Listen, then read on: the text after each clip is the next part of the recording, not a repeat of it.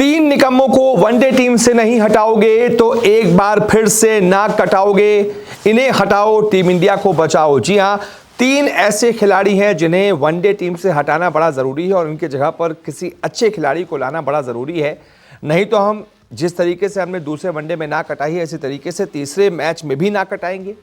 Series भी अपने घर पर एक और बार फिर हारेंगे और वनडे में हमारी हालत ऐसी रहेगी अगर इन तीन को आप लगातार खिलाते रहेंगे तो। क्योंकि मैं बाकायदा स्टैट्स के साथ बात करूंगा कि 2025 के बाद से, यानी बीते एक साल में, अभी तो 26 शुरू हुआ है, तो 2025 की शुरुआत से लेकर अभी तक इनका परफॉर्मेंस कैसा है।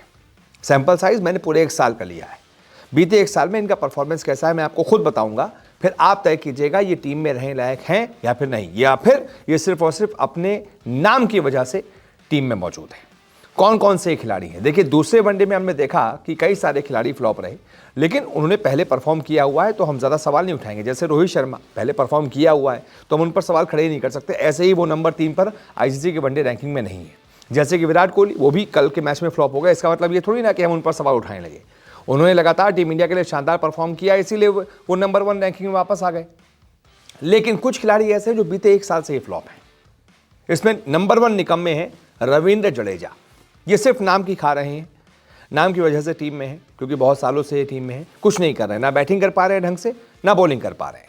बीते एक साल में अगर आप रविंद्र जडेजा के वनडे परफॉर्मेंस को देखेंगे तो जड्डू भाई साहब ने बीते एक साल में 12 मैच खेले हैं। पिछले साल 2025 में 10 वनडे खेले थे, इस साल की शुरुआत में 2, यानी कि 12। बल्ले से इन्होंने रन बनाए हैं सिर्फ और सिर्फ 137। 12 मैच में सिर्फ 137 रन, कोई 50 नहीं, कोई 100 नहीं, 12 मैच में एक भी 50 नहीं। ठीक है, थोड़ा नीचे बैटिंग में आते हैं, लेकिन कल पूरा मौका था, 50 बना सकते थे। 30 से ज्यादा गेंदें खेल भी चुके थे और गेंदबाजी भी इनकी बड़ी एवरेज रही है। 12 मैचों में 12 विकेट, इतना तो आप किसी पार्ट टाइम स्पिनर को लगा दो तो वो एक मैच में 1 विकेट तो ले ही लेगा। अगर आप वनडे में पूरा उसको 7, 8, 9 ओवर देंगे, 10 ओवर देंगे तो 1 विकेट तो ले ही लेगा। ये बहुत खराब परफॉर्मेंस है, तो इनको हटाना और किसी और को इनके जगह पर लाना बड़ा जरूरी है। नहीं तो आप ऐसे ही एक के बाद एक मैच हारते जाएंगे। इसके बाद नंबर 2 फिसड्डी हैं प्रसिद्ध कृष्णा। इनका भी परफॉर्मेंस बीते एक साल में बड़ा खराब रहा है। एक तो इंजरी इशू इनके साथ रहता है।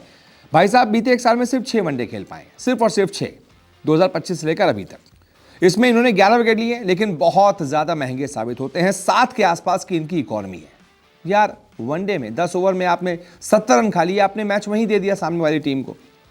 बेस्ट रहा है 66 रन देकर 4 विकेट, एक भी 5 विकेट हॉल नहीं है, तो बहुत एवरेज प्रदर्शन है। इनके ऊपर भी सवाल खड़े होंगे। इसके बाद तीसरे खिलाड़ी हैं नीतीश कुमार रेड्डी। इनको क्यों टीम में लिया जाता है समझ ही में नहीं आता। अगर टीम में आप लेते हैं तो कम से कम बैटिंग में ऊपर भेजिए ताकि मौका रहे। हालांकि कल के मैच में सेट भी हो गए थे, लेकिन फिर विकेट देकर आउट हो गए 20 गेंदे खेलकर। क्या फायदा हुआ? इनको मौका मिलता है लेकिन ये उस मौके को गंवा देते हैं।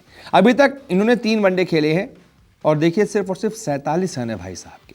3 मौके मिले लेकिन तीनों गंवा दिए। कोई 100 नहीं, कोई 50 नहीं, और बॉलिंग भी तीनों मैचों में इनको मिली है, लेकिन भाई साहब एक भी विकेट नहीं ले पाए। तो यार, ऐसे एवरेज खिलाड़ी को आपने क्यों रखा हुआ है? हटाओ इनको, किसी ढंग के ऑलराउंडर को लेकर आओ। क्या हो गया है आप लोगों को? क्या हो गया सर्कस को? समझ में नहीं आ रहा। ऐसे खिलाड़ियों के साथ आप चैंपियन बनेंगे वनडे के? ऐसे खिलाड़ियों के साथ क्या आप 2027 का वनडे वर्ल्ड कप खेलेंगे या जीत पाएंगे? बहुत बड़ा मुझे तो सवाल लगता है। आप बताइए इस बारे में आपकी क्या राय है। इस वीडियो को देखने के लिए बहुत बहुत शुक्रिया।